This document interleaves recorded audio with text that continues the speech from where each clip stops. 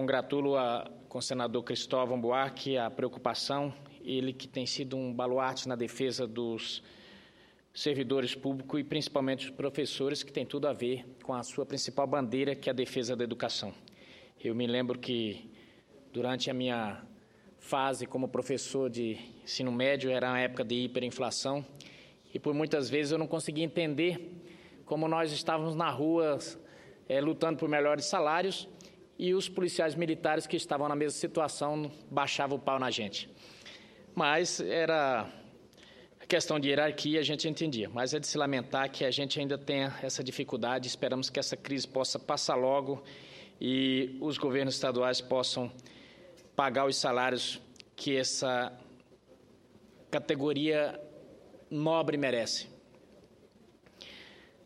Senhor presidente, na verdade, preparei uma fala para ontem, que era o dia do servidor público, mas, como Vossa Excelência sabe aqui, nem sempre a gente consegue falar na data pela demanda de oradores, e deixei para hoje, então, não poderia deixar de fazer uma fala em homenagem aos servidores públicos, que ontem, dia 28 de outubro, é o dia que celebramos e o dia que escolhemos para homenagear essa importante categoria.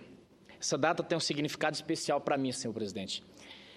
Eu fui servidor público durante 20 anos e, aliás, continuo sendo, porque, na verdade, somos aqui também servidores públicos. Nessas 2 décadas, tive o privilégio de trabalhar lado a lado com pessoas de tremendo valor. Aprendi com elas o significado do que é servir a sociedade. Não se trata apenas de cumprir obrigações, de ser eficiente ou atender bem a população. Trata-se de enxergar com humanidade os cidadãos, de entender seus problemas e de oferecer o nosso melhor, mesmo nas piores situações. Servir ao público é um exercício diário de dedicação ao próximo, um exercício que a maioria dos servidores procura fazer da melhor maneira possível, com o máximo de empenho. Vossa Excelência, que foi governador, com certeza tem clareza e amplitude do que isso significa. Apesar disso, senhor presidente, a imagem de quem trabalha para os cidadãos não é das melhores. Com raras exceções, servidor público só aparece no noticiário se for acusado de ter regalias, de ser incompetente ou de estar envolvido em algum crime. As manchetes destacando os bons servidores são escassas. Pouca gente se lembra dos fiscais do trabalho sendo assassinados no cumprimento do dever, ou dos inúmeros policiais mortos em serviço. Menos gente ainda fala dos médicos que se desdobram para superar a precariedade dos hospitais públicos. Quase ninguém se lembra dos professores universitários que lecionam e desenvolvem pesquisas, apesar da brutal falta de recursos. Desses servidores públicos, muito pouco se ouve falar. Não quero dizer com isso que os servidores públicos sejam perfeitos. Existem, de fato, profissionais ruins na área pública, mas eu pergunto, que atividade pública ou privada está livre dos maus profissionais? Nenhuma, eu creio.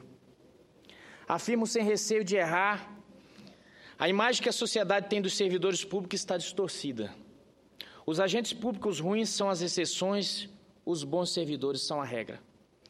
Tomo como exemplo o próprio lugar em que trabalhei durante 20 anos, a Polícia Rodoviária Federal.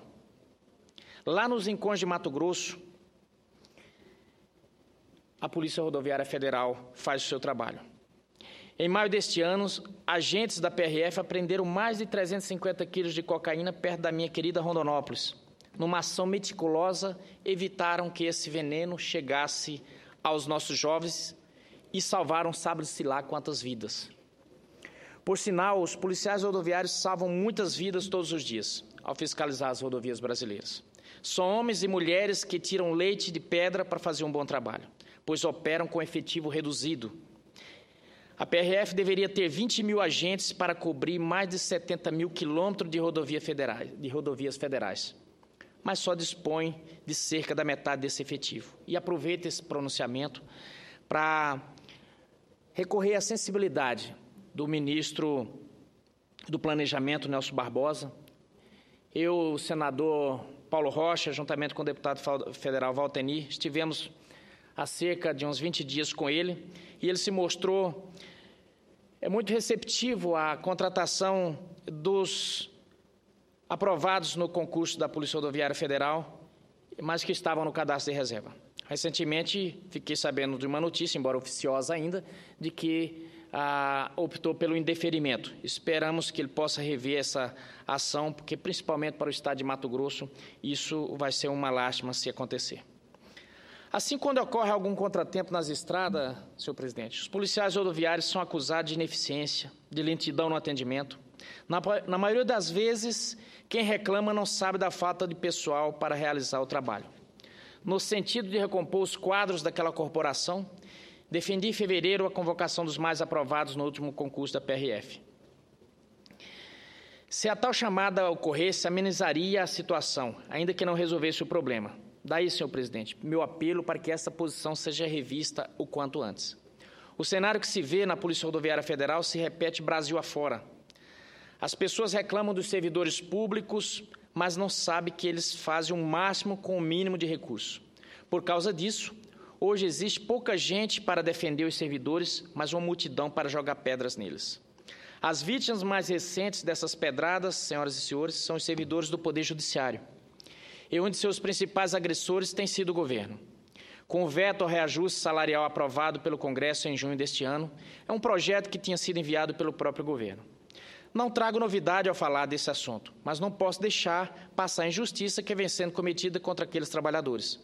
Quero primeiro destacar que o reajuste pretendido não dá ganho salarial aos servidores do Judiciário, como alguns quiseram passar. Ele apenas repõe perdas que se acumulam há quase 9 anos. Mesmo com a correção salarial de 15,8%, aplicada nos últimos 3 anos, os contra-cheques desses trabalhadores perderam desde 2006 cerca de 50% de sua capacidade de compra. Dito isso, vou explicar por que a presidente Dilma comete injustiça contra esses servidores. Uma das principais razões do veto ao PLC 28, que concede o reajuste, é o impacto nas contas públicas. Segundo o governo, essa correção de salário irá atrapalhar os esforços do Executivo pelo equilíbrio fiscal, pois custará em torno de 26 bilhões em 4 anos. E, em princípio, é importante destacar aqui que o impacto, na verdade, não é de 26 bilhões, é de 10 bilhões. E acabou que, na última sessão do Congresso, o governo divulgou na imprensa que seria de 36 bilhões. Na verdade, o Ministério está confundindo o impacto orçamentário com soma de despesas. Nesse caso, realmente, a conta nos próximos 5 anos seria de 36 bilhões. Mas aí não dá para fazer esse raciocínio. Ora, senhor presidente, esse equilíbrio fiscal só aparece quando o assunto é o aumento dos servidores. Quando o assunto é os incentivos para essa ou aquela categoria, justos incentivos, mas a gente não vê tanta preocupação e tanto a mídia batendo que o incentivo ao segmento automobilístico, ou incentivo aos produtores, ou incentivo a quem quer que seja tão impactante. Mas quando se refere aos servidores, a gente sente uma verdadeira indignação de madrasta de todos, como se isso fosse quebrar o país.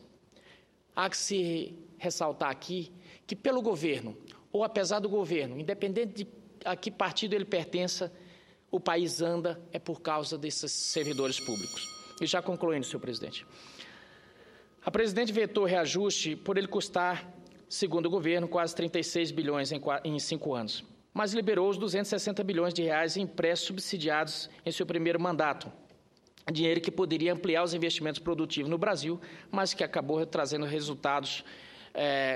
resultados não esperados, pois o nível de investimento no país encontra-se praticamente inalterado e o que se vê é que a presidente acabou levando um calote. Investiu 266 bilhões esperando um retorno desse segmento e o dinheiro acabou não voltando para aquecer a economia. O reajuste do salário de quem ajuda a manter os tribunais funcionando se tornou uma ameaça fiscal, mas não é problema emprestar 10 vezes o valor desse reajuste a juros baixos de mercado se obter resultados. São desafios, senhor presidente, e que o governo tem debitado na conta dos servidores públicos parte dos prejuízos que ele mesmo causou. Quer apertar o cinto depois de gastar o dinheiro. Senhor presidente, já peço a Vossa Excelência, como meu tempo se encerrou, que possa dar como lido o meu discurso, mas encerro me dirigindo a cada servidor que entrega o melhor de si em seu trabalho. A você que contribui diariamente para a melhoria do país, a você que quase nunca é lembrado por seus méritos, a você cujo trabalho faz a diferença na vida dos brasileiros, um feliz Dia do Servidor e que continue a honrar esse cargo, sabendo que aqui, nessa casa e também na Câmara dos Deputados, independente de cor partidária, tem parlamentares que estão aqui para defender essa categoria que é tão importante para o país. Muito obrigado, senhor presidente.